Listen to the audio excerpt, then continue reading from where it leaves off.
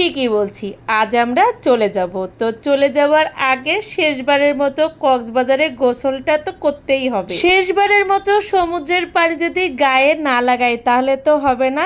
আর এজন্য আমরা সবাই চলে যাচ্ছি সমুদ্রের পাড়ে। আর আমরা যেখানে ছিলাম তার পাশেই বিশাল বড় ঝিনুকের মার্কেট। তো হঠাৎ করে এই মার্কেটটা আম্মুর চোখে পড়লো। তো আম্মু বলল চল ওখানে কি আছে দেখি। তো এই যে আমরা সবাই চলে আসলাম। তবে বিশ্বাস করেন অতটা আমার কাছে ভালো লাগেনি। আবার কেউ ভুল বুঝবেন না যে ভালো লাগেনি, না ভালো লেগেছে, কিন্তু আমি সবসময় খুঁজি আনকমন জিনিস। তো আনকমন ভাবে মানে কোনো কিছুই আমার পছন্দ হয়নি। তো এই যে এখন আমরা আবার রওনা দিচ্ছি কক্সবাজারের উদ্দেশ্যে।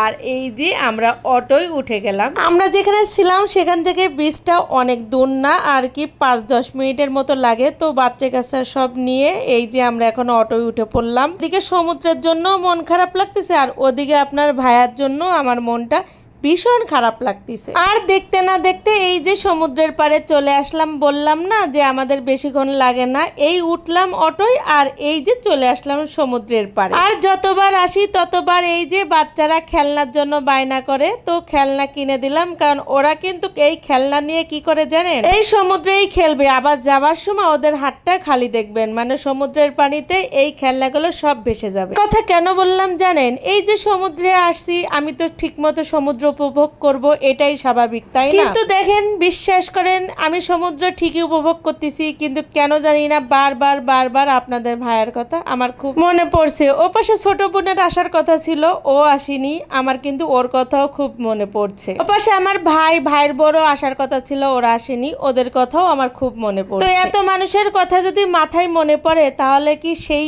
মানে সমুদ্র ঠিক মতো উপভোগ করা যায়? আপনারাই বলেন।